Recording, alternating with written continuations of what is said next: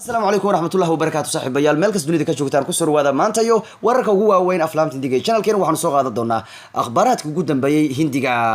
heesaga caanka ah ama mid kamid ah heesaga ugu weyn Hindiya ee filimada Hindiya heesaha gadaal laga qaado ee atoorayaasha iyo atirishayaashu heesaha loogu qurxiyo fanaanada weyn ee Lata Mangeshkar oo cisbitaal la carray xaaladii ugu dambeeyay wax kaaga sheegi doono Akshay Kumar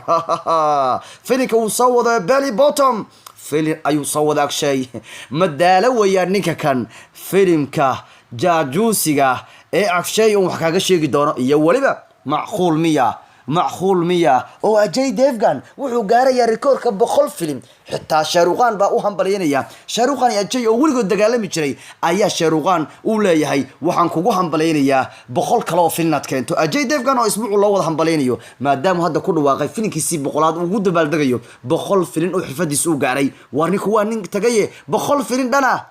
taageerayaasha Hindiya iyo codsigoodii Ajay iyo Shahrukhan oo wax kaaga sheegi doono miyuu Saif Ali Khan ka masiiray xaaskiisa kan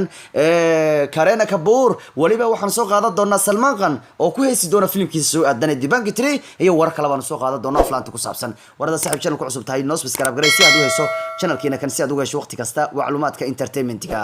waayahayo bal wararkii waynu eegi doonaayo actor-ka weyn Ajay Devgan ayaa ku dhawaaqay filimkiisa xiga ee uu hadda soo wado waana Tanhaji wakala soo saaray kaartidiiso waa filimka Ajay Devgan uu yaani u noqon doono filimkiisii boqolaad ee xirfadiisa ka war in ka badan 20 sano ayuu filimada ku jira Ajay Devgan waxaana uu gaaray 100 filim ka war xaaskiisa Kajal saaxiibkiisa yaani in badan isku roonay in badan dagaalkooda yaani way isdagaalan la yiraahdo ee Shahrukhan ayaa u hambalyeynaya dhamaan taageerayaasha Hindiya ee actor-ka aadka u taageera Shahrukhan baana u horeeyay Ajay Devgan guusha boqolka filim hadda uu gaaray yaani Ajay filimku hadda uu soo wado ee Tanhaji wuxuu noqon doonaa hadda kaartidiisa la soo saaray wuxuu noqon doonaa filimkii boqolaad ee Ajay Devgan uu keeni doono muddo ka badan 20 sano yaani 20 sano ka badan 30 bay ku dhowdahay oo Ajay Devgan filimada ku jiro buu gaarayaa 100 filim kan wuxuu noqonayaa filimkiisii boqolaad ee xirfadiisu keenay buu noqonayaa Shahrukhan oo in badan lagu xanto in Ajay dagaalkoodana uu caantay xaaskiisa Kajal oo Ajay iyo Shahrukhan u dhor filim la keenay dadku Soomaalidu waxin badan waxay yiraahdaan uu ka maseeraa Ajay buu ka maseeraa yaani guudaan caalamka sida baa la yiraahdaayo Ajay wuxuu ka maseeraa la yiraahdaa xaaskiisa Kajal buu maseeraayo Shahrukhan buu ku nacay maadaama Kajal iyo Shahrukhan ay yihiin laba actor oo muddo dheer film badan isla soo keenay waan la isugu xantaa inta kasto xataa marka la qaado la yiraahdo waa laba isu qalmay laakiin calafka aan isiin haddana Ajay Devgan in badan xirra fi cala lama Shahrukhan inkastoo Shahrukhan ma la wada cadeeyay in Ajay Devgan ay yihiin saaxiib walow ayan waqti dheer wada fariisan haddana wuxuu leeyahay mararka qaar oo muhiimka ah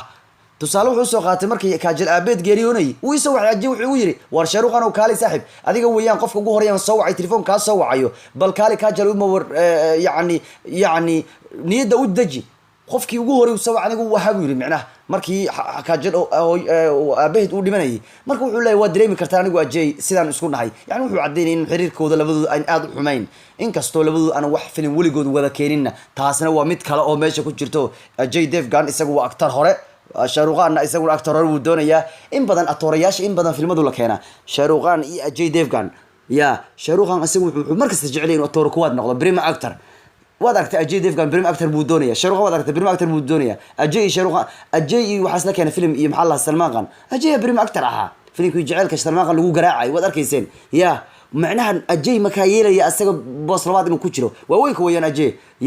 هاي شاروخان سلمان خان في فيلم سلكاني بريم أكتر ياها شاروخان باها سلمان خان والله خلص قلي أمير خان أجي فيلم سلكاني أمير خان بالله بعدها أجي أتوركوادها labadaanu marka ayagu waxay jeceliin atoorayaasha kale inay ku tuntaan bay jeceliin ayagu birma actor ay noqdaan marka labadooda yaa birma actor noqona hadii labadooda film isla keenaan war adu ka dhigba waa ka Ajay ka yeela Shahrukhan birma actor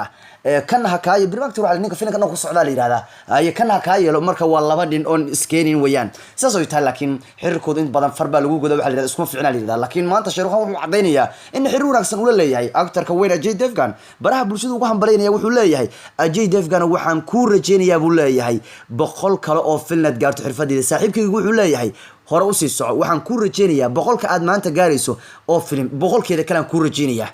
sii wad buu leeyahay fardaha sii soco uu leeyahay nasiib wacan baan kugu rajeyna uu leeyahay filimkaaga tahanji waa tanhaji ayuu leeyahay marka Ajay filimkiisii boqolaad buu soo wadaa waana filimkiisii boqolaad xirfadiisa uu keenayo 99 filim buu soo jiray kan baa noqonaya filimkiisii boqolaad xitaa xaaskiisa Kajal baa baraha bulshada ku amaanaysa waxaanay leedahay in ku dhow 30 sano 100 filim wax caadi ma aha ka soo bilow bay leedahay Paul Aurkanti filimkiyadiisii ugu horeeyay buu ahaa kadib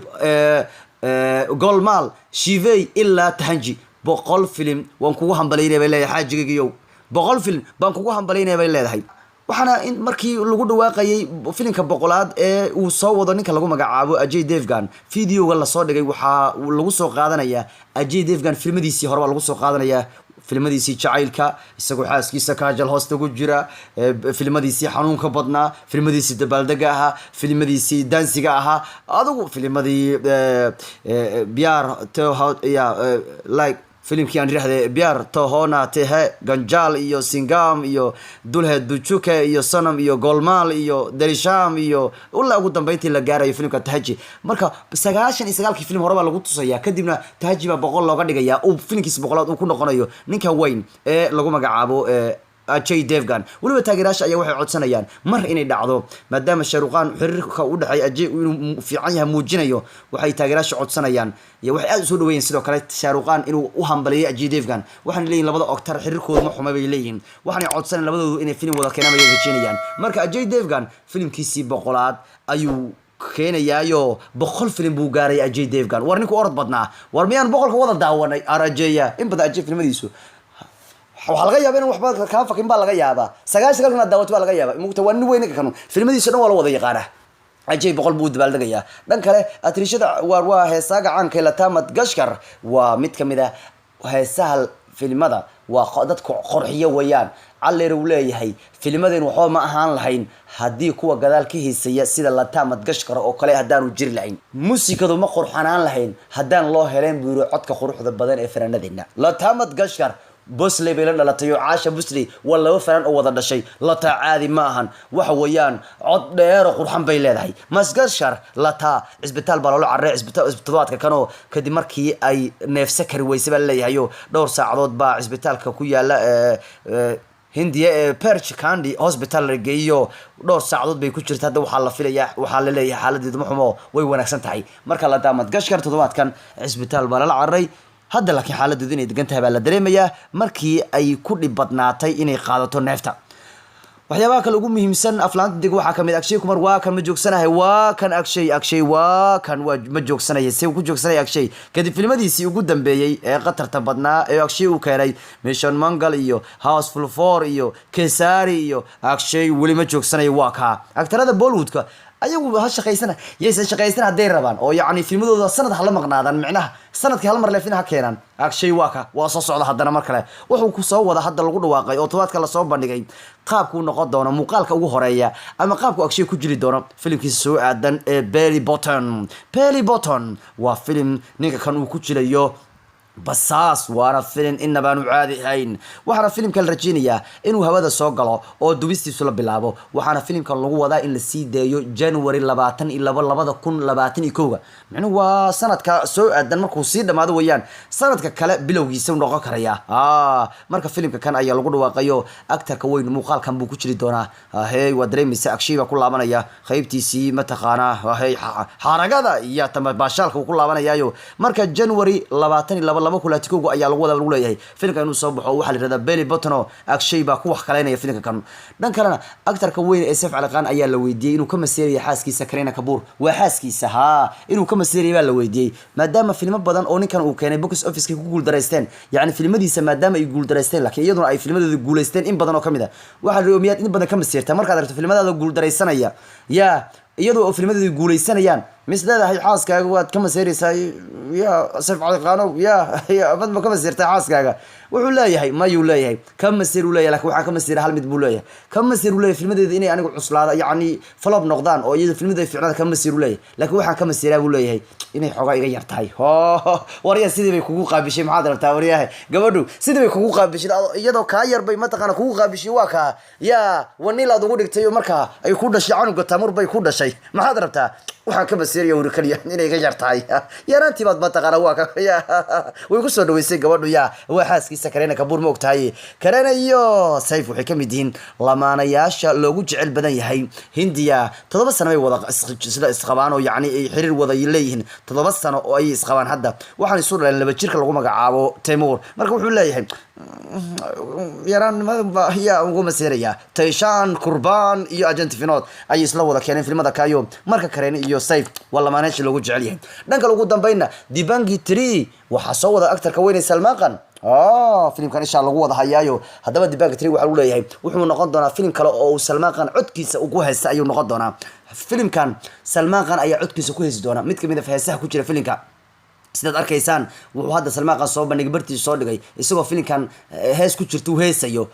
ma ahan markii ugu horeysay Salman Khan filimada qaar uu heesiisa ku dhex tuurto yacni uu codkiisa ku heesaa 99kii filimkii Hello Brother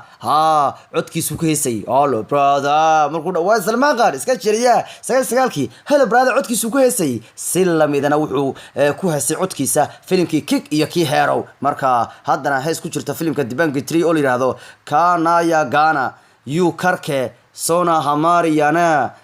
Chal Pul Banday ayaa ka yaabsanaya Salman Khan filimkii soo aadan oo codkiisa ku heesaya waxa uu leeyahay waa hees khaas ah oo anigu aan heesay muddo dheer kadib waa mid aad u fani ah waxaan jeclahay waa shactira dancer ah